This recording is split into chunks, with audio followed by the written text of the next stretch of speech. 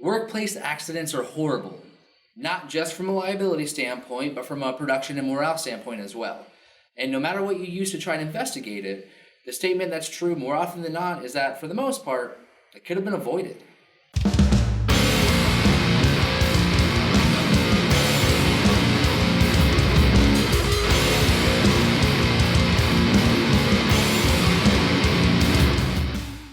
Devin here from MAZZELLA Companies, and today we're going to talk about a job site analysis. In this video, we'll talk about the priority of safety in your workplace, how to identify whether a culture of safety exists in your workplace or doesn't, and then we'll wrap up by talking about the corrective steps you can take to get back on track. Now, since this video focuses on safety, I wanted to bring in the foremost authority that we have here in the company. I brought back Kevin Paul, the Director of Safety and Compliance, and I started by just asking him, how much is safety a priority? Safety is huge in the workplace. Checking out, making sure all their fall hazards are properly guarded with guardrail systems. It could be making sure their overhead cranes and slings are in proper working condition. Their inspections are kept current. It's very evident in a workplace whether or not that company is safety conscious.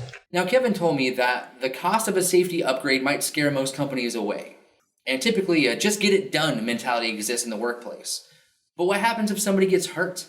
Isn't the fine way more expensive than the cost of the upgrade? The fine is triple what it would have cost us to just do this right the first time. I mean, how do you put a price on somebody's injury? All right, so the price of the accident far outweighs the price of doing it right the first time. And that starts with establishing a culture of safety. A culture of safety is a proactive mindset rather than the reactive kind. If there's a hazard in their area or in an area that they're walking by, they're willing to speak up so that can be addressed. They're looking out for the betterment of everybody in the company, not just themselves. They're caring about the person that they're working next to. So think about your job site for a second. Right now, if you look out on your floor, is there a culture of safety? Could you even tell? Well, there are some surefire signs whether or not the culture of safety is welcome in your workplace. A lot of times people just don't care about the surroundings. It's, hey, I'm just coming to work to do my job and go home. They don't care about doing things the right way necessarily. They want to take shortcuts because it'll save them time. Well, in the long run, a shortcut could mean losing a leg. It could be straining your back, which is an ongoing issue. So say you walk into your facility and that's the culture that you see. How do you correct it? To correct that mindset, I think you need to reinforce the positive behaviors, have as many people kind of speaking the same language, looking out for one another, and showing that you're serious about, if you do see something, making sure that you're correcting it and it's being corrected going forward. And that's where this whole job site analysis thing comes into play. What is a JSA? Thought you never ask. It's really just a plan on how you're going to do the job safely. So it gives you a chance before walking into the job site to kind of do a survey of the area and point out any potential hazards. So it could be any fall protection hazards that you want to identify. And once you have identified all the hazards, what's my plan going to be going forward to make sure that these hazards don't impact me negatively? So you put a plan in place to do so safely. So how do you correct it? I would never have made this video if I was just here to tell you what you're doing wrong and then just leave. But with any great initiative, it's not what you say that matters, it's what you do.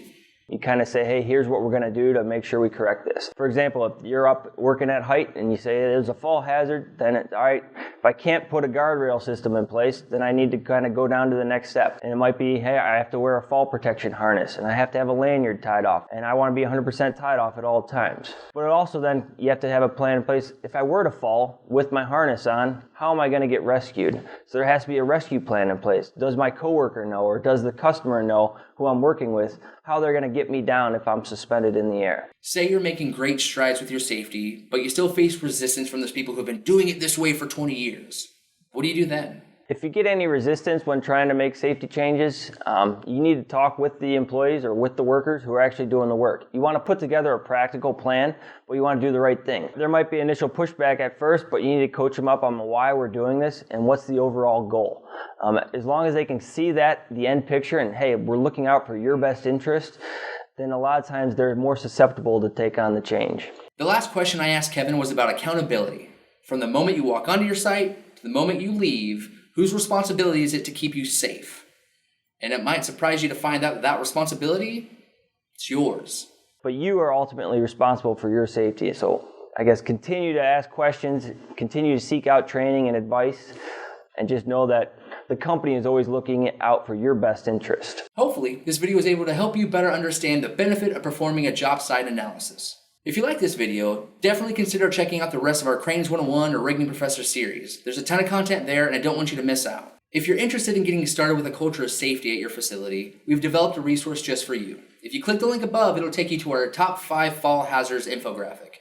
It's free, you don't have to pay for it, and it's a resource just to help kind of coach you on what things to look for with fall protection. If you need a little help checking the safety of your environment or even some of your gear to make sure it's ocean compliant, don't hesitate to reach out. We'd be happy to help you however we can. Thank you for watching.